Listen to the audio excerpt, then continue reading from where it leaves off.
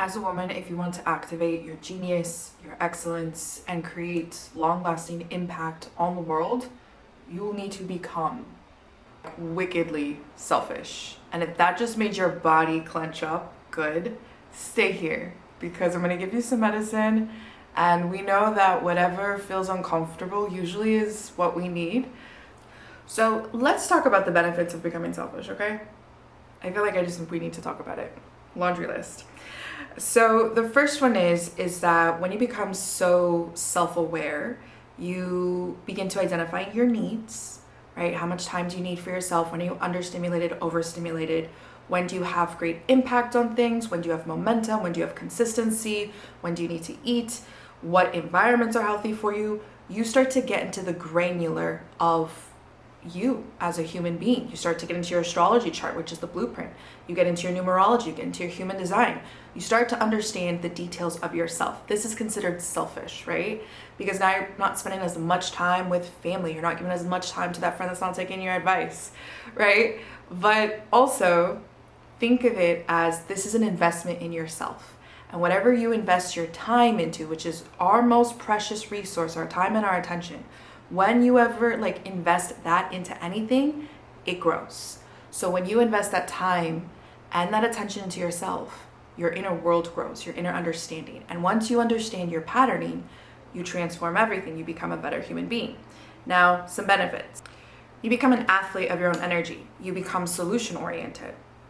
One of the best benefits in business is that we understand there will always be issues every single day. I remember one of my mentors, when I was in my I'm not gonna give my age, but I had one of my mentors, and I just remember I was her assistant, and she is a crystal healer, master crystal healer, and I just remember she told me one day, she's like, as an entrepreneur, you have to understand 10% will be about your craft, and the 90% is gonna be about energetics and problem solving. On 1,000,000,000%, she's correct. Because you have to get comfortable with conflict. And as you start to go within yourself and learn yourself, you're going to learn about all the inner conflicts, all the hypocrisy that you have within yourself, all the inner judgments, all the belief systems that you think that you're this person, but actually your behaviors say otherwise. You think you're really disciplined, but you can't stay disciplined towards maybe nourishing yourself, right? You say that you're nurturing and loving to yourself, but you deny yourself goodness, good people, calmness. You're addicted to chaos, right? You're going to notice the conflict within yourself. And once you start to get really present to what that is, you then become solution oriented. How can I start to create more ease and peace in my life? How can I start to nourish myself? How can I start to love myself? Now, as you start to do that for yourself, you naturally become very solution oriented in life. When you get in conflicts with friends, instead of staying in the problems, how do we get to the solution? In business, you see a conflict. Instead of bugging out and emotionally just pouring everything out, how do we get to the solution, right? Because as you start to witness your evolution, this will start to enter into every other realm of your life. When you become selfish, you get so sensitive to time. Time and your attention are literally the most precious resource.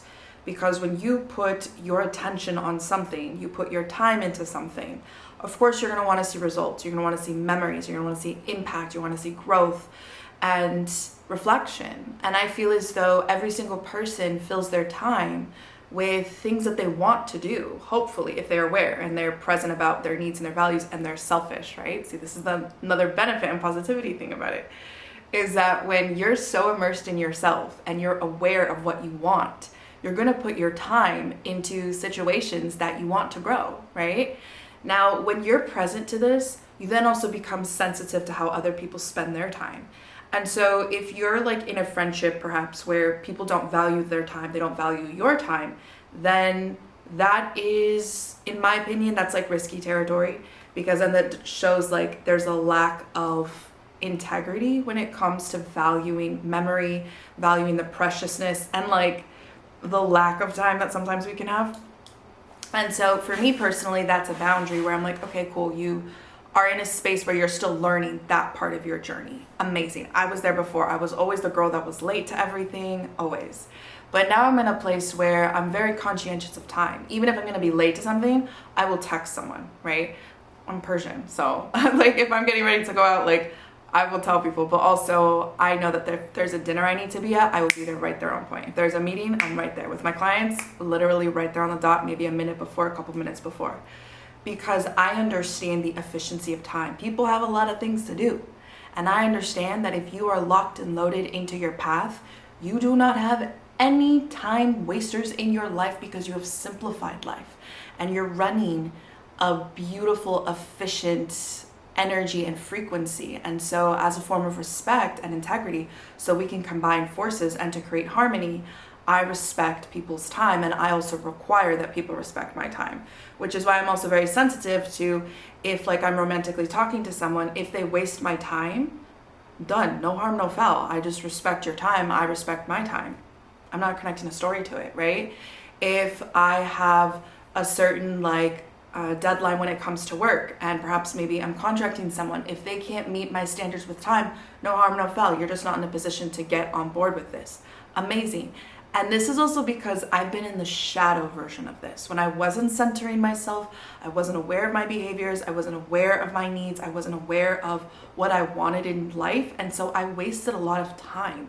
So now that I understand that to the core, to the details, because I value it and I value my time, I value everyone else's time too. I don't want to waste people's time.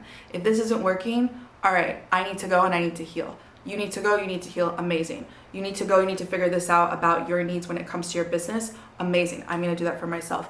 Oh, this is great timing, cool. But I am not going to negotiate my needs or what I want to pull into my timing with someone else's, because I truly believe that when we are present with our needs, we can combine forces and we can find a beautiful middle ground. But if I'm not aware of what I need and what my time represents and what my value is, then I'm constantly going to create these micro compromises until I'm fully depleted of my time doing things I don't want to do. Then that creates me to be in this explosive, very emotional space. And no one needs that. Instead, let's create power. When you're selfish, you start to enter into emotional integrity, because you can identify, you can clearly see how you are feeling, the emotions in your body, where it is in your body. When you're feeling anger, where is it? In a conversation. When you're feeling anxious, where is it? You can tell how you feel around other people. When you're not selfish, you don't know why you're anxious around someone. When you are people pleasing, you don't know why you feel uncomfortable at this job, right? So it takes time. It takes time to enter into the emotional body and to find safety with our emotions. And it takes time to have outbursts and to see yourself and witness yourself in your chaos and just say like, you know what? I want to choose a different route. And how are you going to get there? You're going to have to be selfish, right? This is why I've also worked with addicts, and I have a lot of experience with friends and family who are addicts, where it's like sometimes they need to go sober, sometimes they need to go to rehab, sometimes they need to totally just disconnect from society and go inside themselves, right? I have a lot of artists, sex, drugs, rock and roll, like friends and clients, where sometimes they just need to completely isolate themselves, also entrepreneurs, and go deep, deep, deep within themselves, so that way they get into emotional integrity, because obviously there is a lack of harmony, there's a lack of balance. I also do this as well. And when we can identify how we feel about something, then we can truly come and tell you how we feel. And we can do it in a way that doesn't attack, doesn't judge, doesn't shame, doesn't need you to be anybody in the story. It's just clarity. It's integrity. You know how I feel because I'm telling you. I don't need to create a facade with you, because I feel safe with my emotions. And I also feel safe to hold the space to experience whatever your response is going to be. Right? So this beautiful, harmonious, emotional safety is one of my biggest love languages, but also personally, it's been one of my biggest gifts in my selfish girl era, is my emotional integrity. That I feel such strong emotions as a moon in Scorpio, that once I know how I feel, maybe I need to take a pause, I need to take a breathe, I'd be like, let me go for a walk. Go for a walk, come back, I want to record, right? Or let me go have a think on this. Let me take a pause on this, and then I'll come back to negotiation. All right, let's do this. I don't need to respond immediately, urgently. I want to have great impact in every single conversation that I have. And sometimes that requires me to check in with my emotions versus being emotionally reactive and not knowing where I'm at. So being selfish will teach you about your emotional range, the power of it. And if you're into manifestation, which I know you are because you're watching this, It also teaches you about what you want and what you don't want. When you become selfish, you learn your value, because then you start to see, oh, I'm really good at this. Oh, these are like my challenges in my character, but I'm gonna play to my strengths. I'm gonna work on my strengths while still integrating maybe my weaknesses, right? Now, what is that creating? That's creating a sense of competence within yourself. When we feel competent, this is when we also start to feel confident. So becoming selfish creates opportunities for you to exercise your strength. Your strength becomes then your competence. Your competence becomes your value. What is the financial market? It's based on value. What value can you bring to the market? So becoming selfish allows you to tune into self. When you understand what you are good at and what desires you can also support in others, that creates an energy of abundance, an energy of exchange. So becoming selfish actually increases your frequency. It increases you to create a better opportunity for there to be commerce in this system. So if you want to be financially successful, you will need to lock in to your nuance, your purpose, yourself, your strengths, and then work to that place. Train yourself to focus on the strengths, focus on what you're really good at doing, and then do it. Do it until you literally like become a master of the craft. That I am in this place where I have so many things that I love to do, but I pour them into speaking and teaching and expanding minds and consciousness through alchemy, through astrology, through the occult. And I've been doing this for so long that at this point, I really value my work, because I have put in so much effort, time, energy within myself that no one can take that from me. That's my value. I know that I can create greatness out of anyone. You put them in front of me, I can literally train them to get the best results in the business, to increase their opportunity for the love that they want. Literally, I'm just celebrating someone. Like yesterday, she showed me like a picture of this icy ring on her hand, and we've literally been strategizing this for like a few years, and I'm like, nope, this is who it is. Da, da, da, da. Like, I know my value, and you have value. And when you lock into your value, you almost become addicted to it, that you want to share it. You want to get better at it. And as you become better, you become more valuable to the market, and everybody starts to get attracted to you. So see how you need to go within, not externally to get your value, but to go within to experience your value and build around all of that value, baby. You become a magnet for money. Becoming selfish teaches you about consistency. If you show up every single day for yourself, you show up every single day even when you don't want to. You show up every single day to your workouts, even when maybe like you're making progress, you're not making progress. When you're on your period, when you're not on your period. When you had a fight with your partner, when you didn't, right? You show up every single day to your business, even when the numbers aren't numbering. Even when you had a vision, you're like, all right, this is gonna take a little bit of a while for it to take off, right? When you create that consistency because you're so connected to self and you believe in yourself, you are so self-aware, you know it's going to happen in your bones, you program yourself for consistency. You build it within yourself. Even if you didn't come from it, if you did come from it, this is a muscle and this is self-devotion. So now we're gonna start to enter into the video where I'm gonna switch the word selfish to self-devotion. When you're devoting your time, your energy, your resources into self, this is an act of devotion. You start to cultivate the energy of love and joy and peace and harmony and acceptance of self.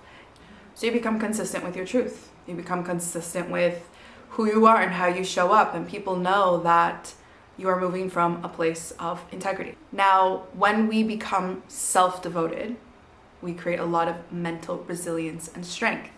And what is mental resilience and strength? It's the ability to adapt, to pivot, to be flexible, to be creative, to look beyond the obvious. And the only way that we do that in business, in other people's situations, in patterns, in the market, is you have to do that within yourself. You cannot try and look at someone else and look at the truth of who they are if you're spending all your time looking externally and looking at the needs of others and trying to put out everyone else's fires, that you don't even know the forest fire that's going on within yourself, that then now you're in burnout and now you need a couple years to recover. So if you're in burnout, you're recovering from it, or you haven't even entered into it, I pray you haven't, then this is an opportunity to get consistent with caring for yourself and centering yourself. So that way your mental strength, your mental resilience can be underneath pressure and not break. You will bend, you will be flexible, you will learn how to find a solution and how to create a beautiful bridge between different worlds. So that way, even if there's conflict, we can find a cozy ground. I accept you and your dynamics, I accept myself for my dynamics, and this is how we can move in this world. No judgment, no foul, boom, boom, boom.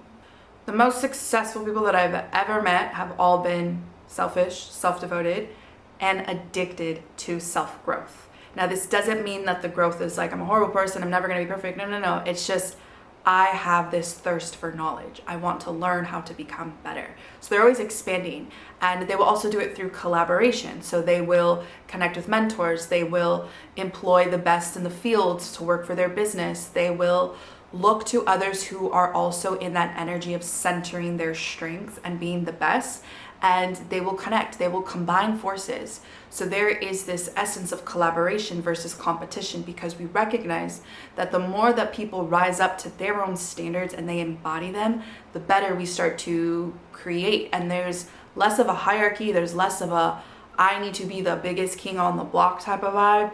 And instead, there's more of this mutual respect. There's more of this honoring. There's more of this excitement of how can we connect and create and cultivate genius, so that way we get the best results. So it creates this era of collaboration versus competition, which creates a culture that is very nasty.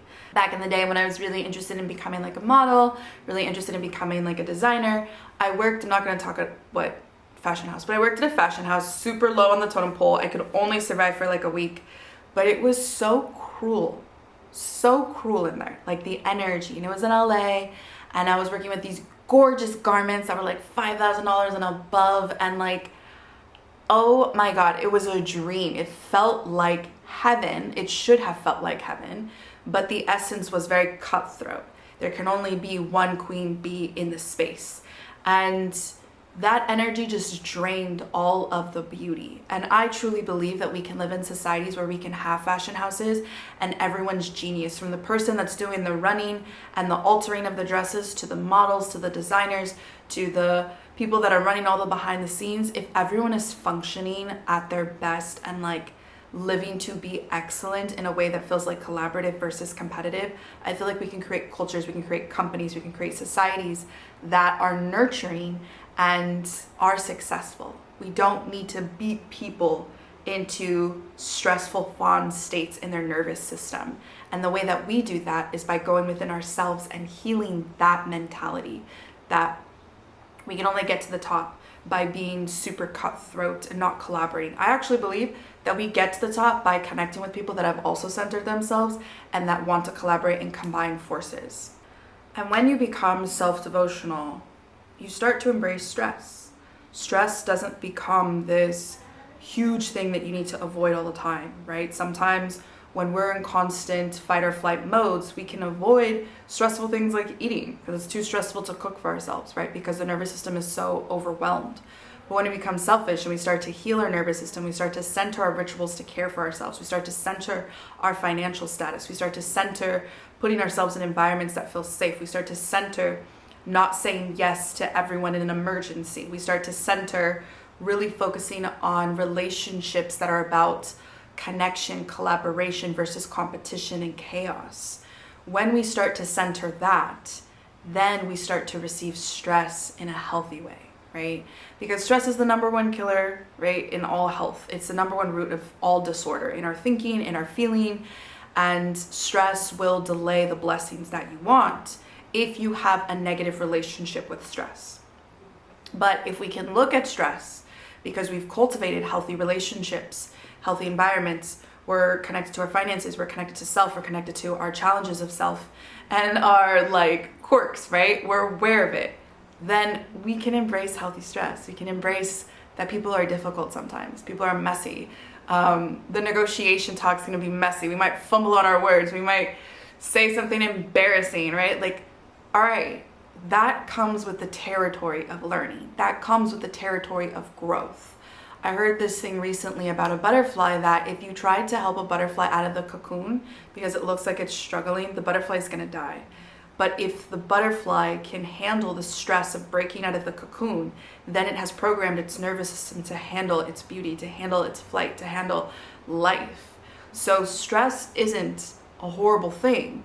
But yes, if you've been underneath a constant state of stress and just trying to serve everyone else's needs, yeah, that can be damaging because there's going to be a lack of clarity and you're not going to have all the things that I just mentioned before in this video.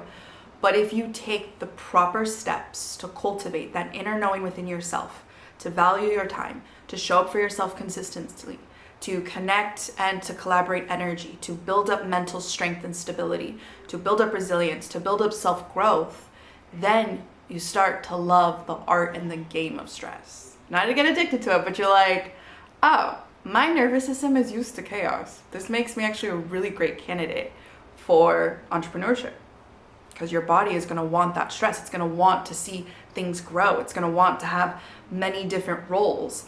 And once you work with your nature and you learn your nature, and you only do this by learning self and become devoted to you, which is your craft, you are the craft, then stress becomes important. And you're not going to constantly just avoid it. You're not going to avoid conflict and difficult conversations in relationships. You're going to hit it head on. You're going to hit it head on when you make a mistake and an error. So centering yourself, centering your patterns will also allow you to hit stress head on, and you won't avoid the difficult things, the difficult conversations, the opportunities for you to say, that is mine, let me correct that, let me show you that I am a person of my character and I'm a person that loves the art of becoming better. And the final thing is that you develop a brand. As you start to drop into yourself and you learn all of the wealth that you have within yourself, you move in integrity and you speak from what you know, and you speak on who you are, and who is the best authority on that than you. No one could ever take that from you. No one could ever understand the steps that it took to that emotional intelligence or to that logic. And to me personally, to be successful in the market, you can't really be logical because that's predictable, right? Instead, you do need to be creative, and you do need to be intuitive, and you do need to own your energy within. And that is the best brand ever, is authenticity, right? It's integrity of self. It's owning it. Owning when you make a mistake. Owning also when you have success, right? When I had the client that's like, girl, you need to start talking about what you do. You need to start sharing with people what you do. And I'm like, okay. And a lot of my clients have been saying this, and my students and my mentees, they're just like, what? Why are you hiding? I'm like, Scorpio moon. I like lock in and then I go.